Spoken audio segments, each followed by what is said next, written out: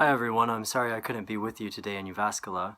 Um, Obviously it would have been amazing to be with the conference, but I had to travel last minute unexpectedly. So this is the me portion of my paper on images of representation in Islamic political thought. I will be basically following along my own PowerPoint presentation, which you can click through on your own with the file that I sent to the email list, and I'll just try to indicate when it's time to go to the next slide. And this at least should give you an idea of what I would have presented if I could have been there with all of you. So I hope you're having a great conference, but for now, this is my best attempt to give you my paper. So basically, this paper is an overview of the idea of representation in the works of three Muslim thinkers, Al-Farabi, Mawardi, and Namik Kemal. And they represent three very different types of Islamic writing, and also, to some degree, very different time periods and emphases. And yet, each of them chose to write about representation and its centrality to a Muslim polity. And this, I think, is helpful for us, to get outside of the sort of Western canon and see what other people have done on these issues and how they've incorporated them not maybe into a liberal secular discourse, but into something which is explicitly religious and has elements which are transcendental and perhaps even eternal. So, and I think as we go through, you'll notice there are a lot of things which actually align nicely with some medieval and Renaissance Christian thought. So I will try to point out commonalities as we go along as well.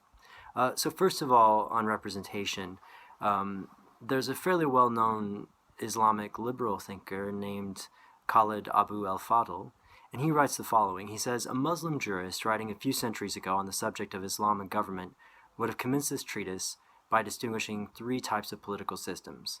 The first he would have described as a natural system, like a primitive state of nature.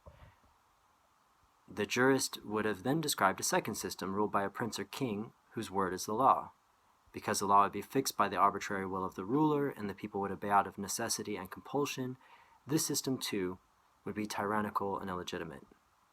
The third and best system, of course, would be the caliphate, based on Sharia. This law fulfills the criteria of justice and legitimacy and binds the governed and the governor alike. Because it is based on the rule of law and thus deprives human beings of arbitrary authority over each other, the caliphate system was considered superior. In espousing the rule of law and limited government, classical Muslim scholars embrace core elements of modern democratic practice. Democracy's moral power lies in the idea that the citizens of a nation are sovereign, and they express their sovereign will by electing representatives.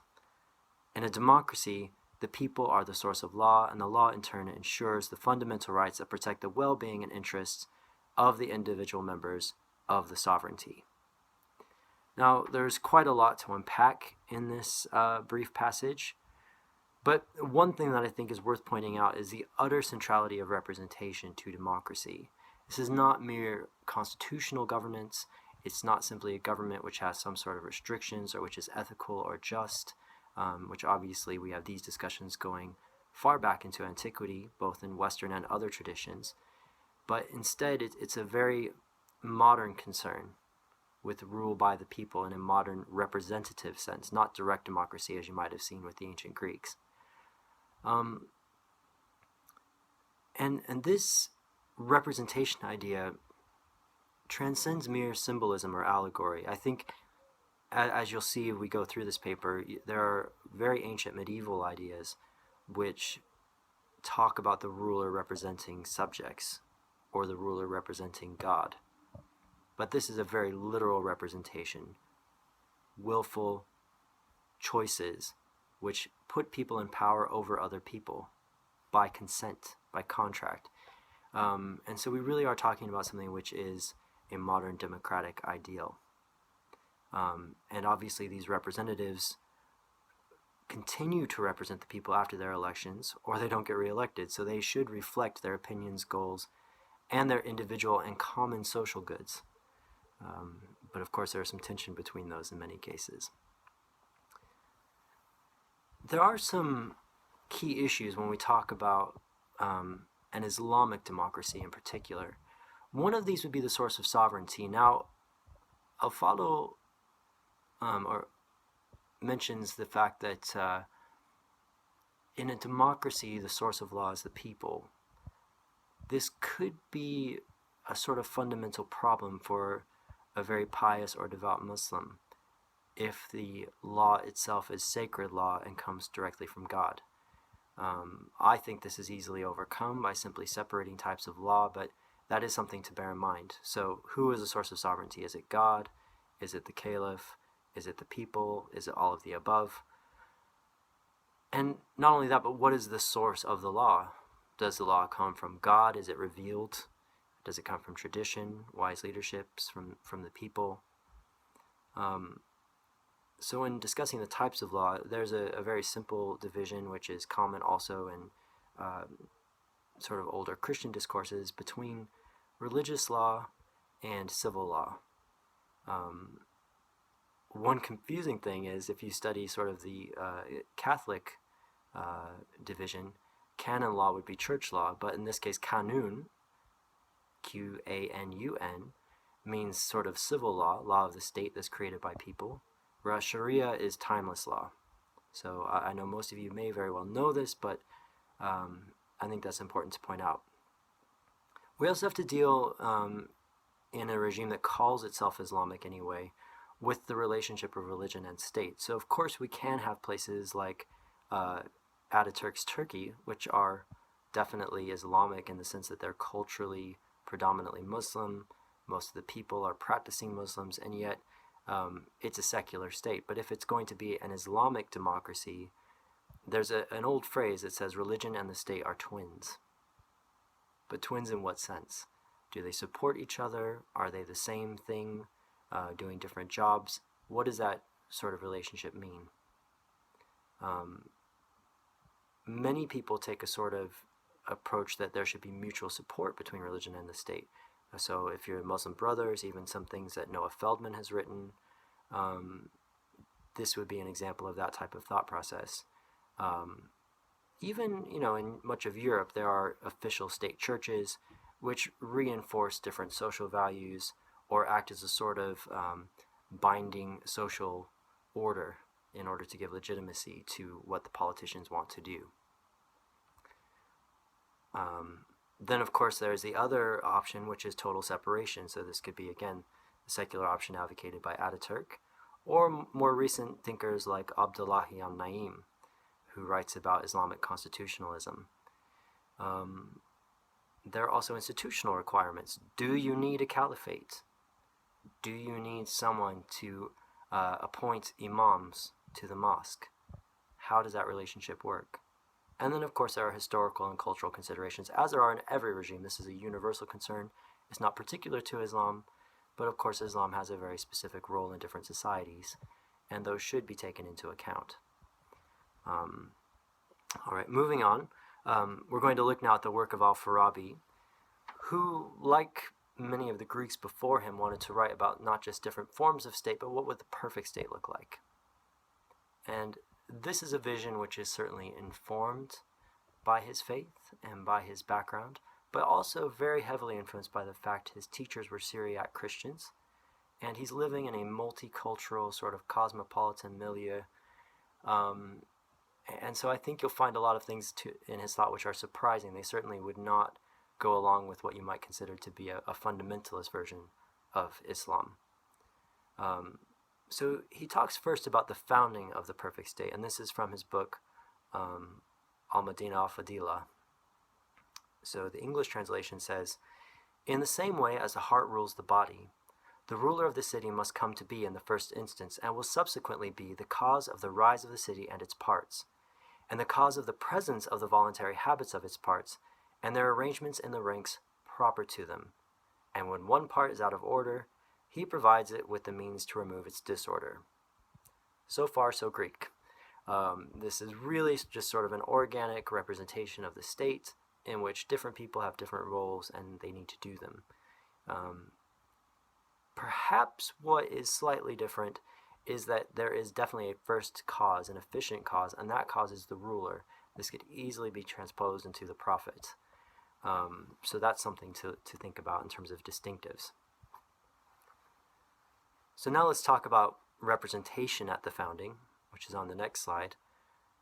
This government is brought into being by the ruler, as I mentioned, and the ruler not only causes its rise, so they don't just found the state, but they also determine what are the parts of this society.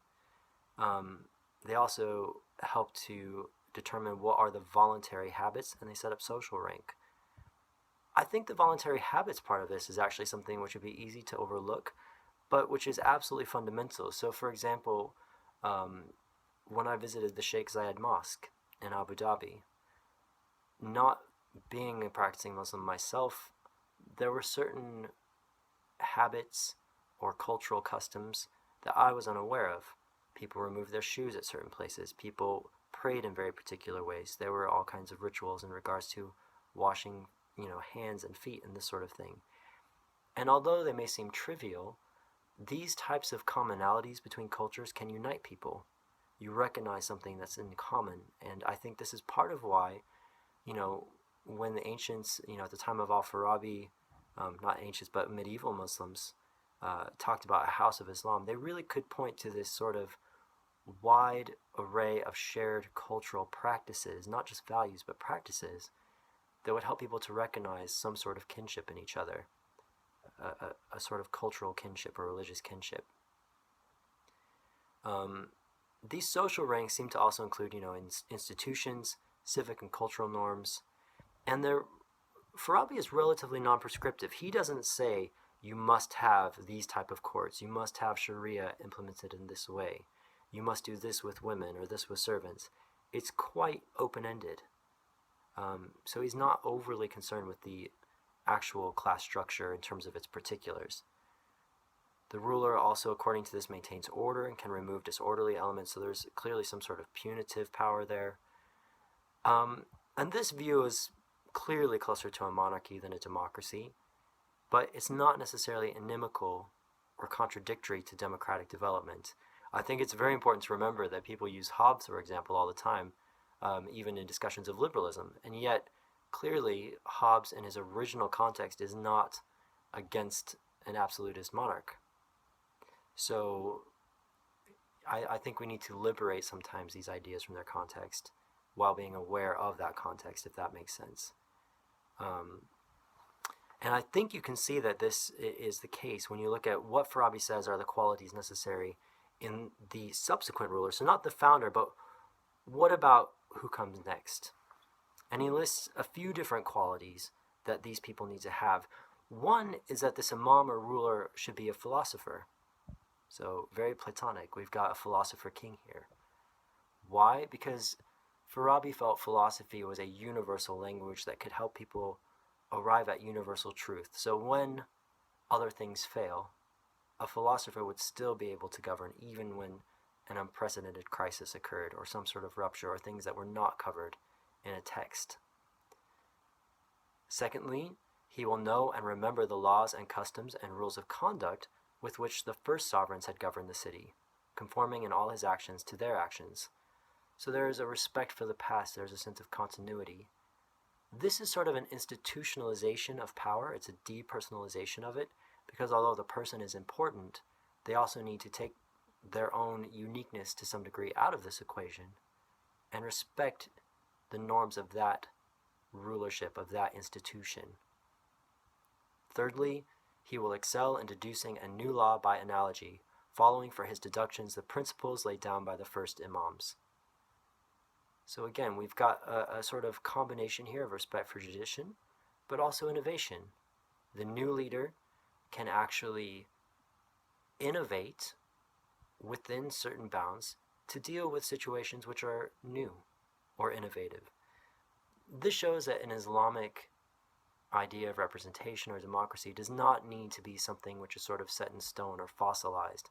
It can be living. It can be a living constitutional tradition. And in fact, even in the most conservative places, it is a living tradition.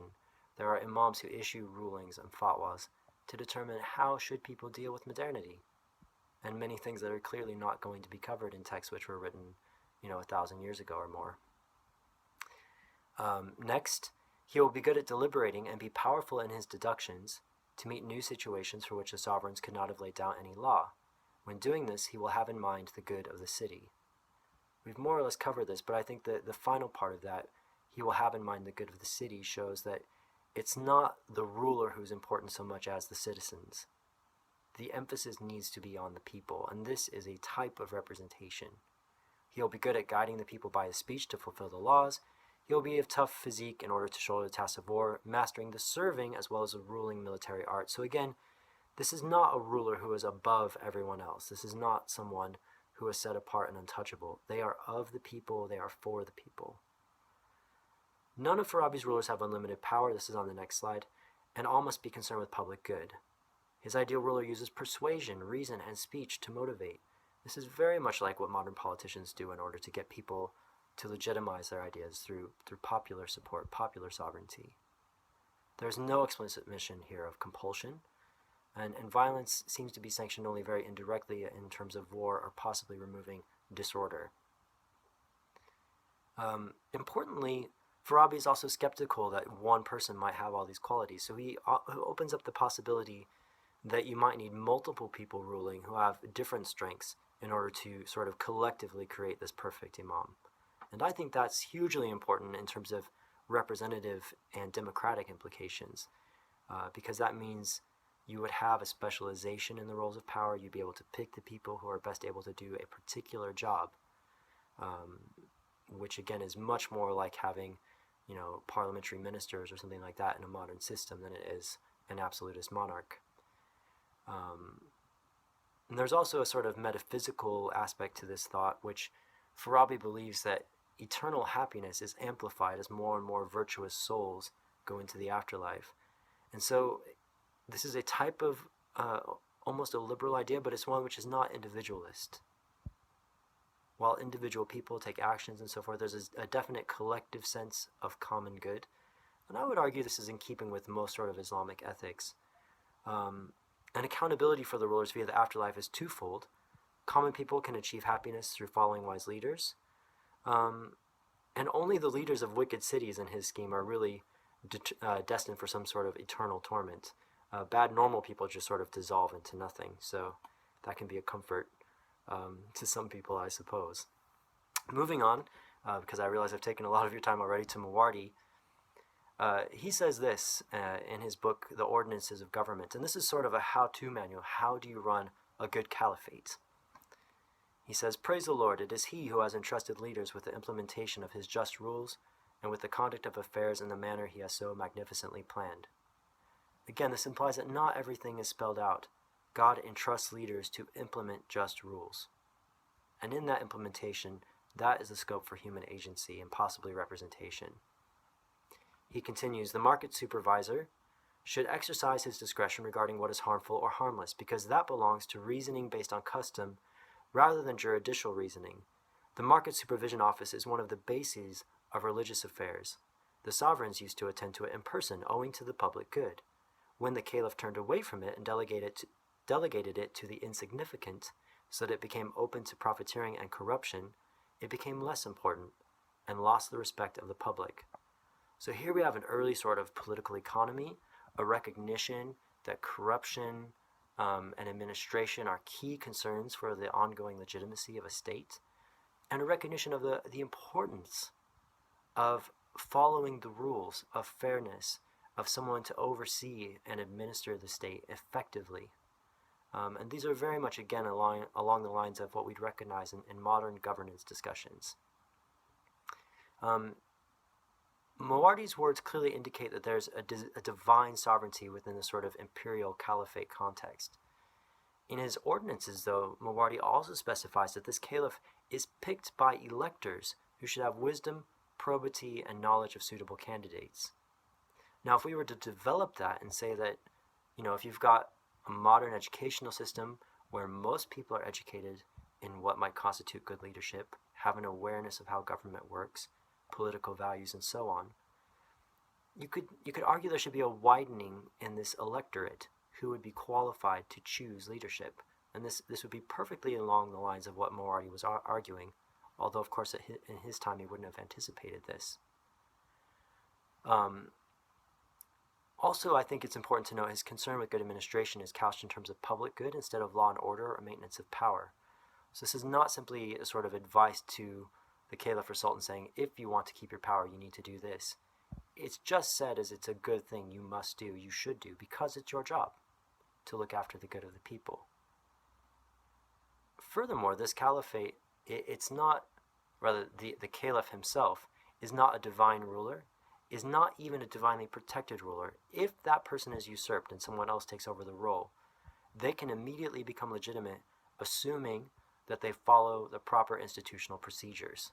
So this is a total depersonalization of this institution of the caliphate. You could see it as a type of very naked realism. So the caliph has to maintain power via public support and elite approval. Otherwise, there's no religious prohibition, no religious protection that would justify keeping a bad caliph in place. Also, Mawardi focuses far more on ruling duties than on privileges. So there are a number of possible avenues for people to exercise influence and hold rulers to account. These duties include things like guarding the faith, enforcing law, this is on the next slide by the way, protecting the country, dispensing punishments, strengthening the borders, fighting people who resist Islamic supremacy, collecting taxes and alms, estimating payments and allocations, appointing good people to administer funds well, and I think most importantly, overseeing matters and gaining first-hand knowledge of regular people's conditions in order to manage policy, instead of relying on delegation of authority while the caliph is preoccupied with pleasure or worship. So even being a lover of God is not good enough. A caliph, a good ruler, should actually, from first-hand knowledge, know what his people are dealing with in their everyday lives. Mawardi's system ultimately aims for a ruler who represents God's will on earth, much like Farabi, but whose focus is squarely on administration. And his lack of concern for this individual caliph and reverence for the institution is a good foundation for a constitutional view of state. And his talk about electors, I think, is a good start if you want to derive a tradition of representation. Finally, Namik Kemal, and I'll keep this brief because I've kept you long enough. He was a liberal Ottoman writing in the mid to late 19th century, and he published a journal for a time while he was in exile called Hurriyet, or Liberty. And this article he wrote, which in English means "and seek their counsel in the matter," talks directly about sovereignty and representation. So on sovereignty, he says, being created by God, man is naturally obliged to benefit from this divine gift. Accordingly, the service rendered by society in this world is the creation of a preponderant force, absolutely indispensable for the protection of freedom. Thus, the constitutive element of sovereignty, which is charged with the establishment of right and the suppression of wrong, is that force that comes into being from the conjunction of individual forces. Therefore, just as all individuals have the natural right to exercise their own power, so too conjoined powers naturally belong to all individuals as a whole. And consequently, in every society, the right to sovereignty belongs to the public. So obviously this sovereignty is one that's of the people, and that means they get to pick representatives. If you go to the next slide on representation, he says, if the people of a town gathered and pledged allegiance to someone for the sultanate or caliphate, this person would indeed become sultan or caliph, while the previous sultan or caliph would retain no authority whatever, because the imamate is a right of the ummah. So again, we have people directly choosing their leadership. They are involved, they are agents, they are not simply passively accepting something. On justice, I'm going to skip this, you can read the passages yourselves, but he talks both about administration and fairness, but he emphasizes that consultation is extremely important. The government has to consult with people. The ruler has to consult with ministers, experts, and the public in order to make legitimate, good decisions. And he also says the state is a moral personality, and that you cannot possibly have the making of laws and execution of laws in the same hands, because this is basically a recipe for corruption. So if you go to the next slide, I talk about his ruptures and continuity. This sort of liberal age of Islam, these people had exposure to the beginnings of European liberalism. They had often lived or worked in Europe, and they were well aware of these sort of constitutionalist or parliamentary traditions. But Kemal and others like him versed these ideas in Islamic legal theory, and in his case, Ottoman Turkish culture. He's very much a man of his time and place. And so he's not rejecting Islam, he's not rejecting Ottomanism or Turkishness. He is embracing those while at the same time offering new ideas and institutions which he thinks will actually reinforce, invigorate, and protect these identities. So this is not a type of mere colonial subjection or giving into imperialism. It's a sort of resistance, almost a if you can't beat them, join them type of approach. And if you look at his work yourself sometime, you'll notice he specifically uses words like ummah, shura, consultation, and bay'ah, which is the oath of allegiance. So all these terms Muslims would recognize from their own traditions, and yet he reinvents them in sort of democratic lines. Kamal, like Farabi, Mawardi, and countless others, makes explicit connections between humanity's creation by God and the need for government to somehow advance the good of all people, much like the writers of the American Declaration of Independence did, endowed by their creator with certain inalienable rights. It's not that different. So there's an idea that the sort of image of God, what Augustine would call the imago Dei, is one of the reasons that people should be protected and respected and represented in the political. And this is, like I argue, it's fully in accordance with Islamic law and customs. Farabi's concern with the increase in collective human happiness and Mawardi's institutionalization of the caliphate are both echoed and evolved into a sort of modernist, representative, constitutional system in Kamal's work. So finally, the conclusions on the last slide. I think you see democratization in a few ways. First of all, in the audience. Farabi talks to philosophers and scholars. It's a very abstract discussion of politics. Mawardi speaking to actual politicians and rulers, perhaps also the market overseers and economic elites. He's got this institutionalized, very practical view of politics. And then with Kamal, he's talking to politicians and informed citizens. It's a personal and activist view of politics. So you see a very strong line of development from one thinker to the next to the next.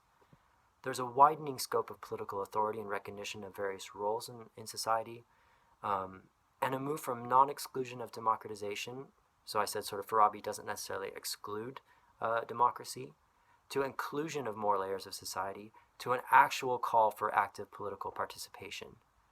So it goes from a sort of implicit democracy could be okay to actually we must have democracy in order to be truly Islamic now. And finally, representation as an explicit idea evolves from a ruling faculty that analogizes and embodies eternal virtue and represents God to the people, or represents the needs of the people in the person of the ruler, to then a sort of very top-down approach, to one which incorporates mundane business affairs, to finally one which extends to a modern conception of parliamentary constitutional representation and accountable leadership. Thank you all very much for your time. I hope you had a great conference, and I hope to meet all of you in the near future. Thank you.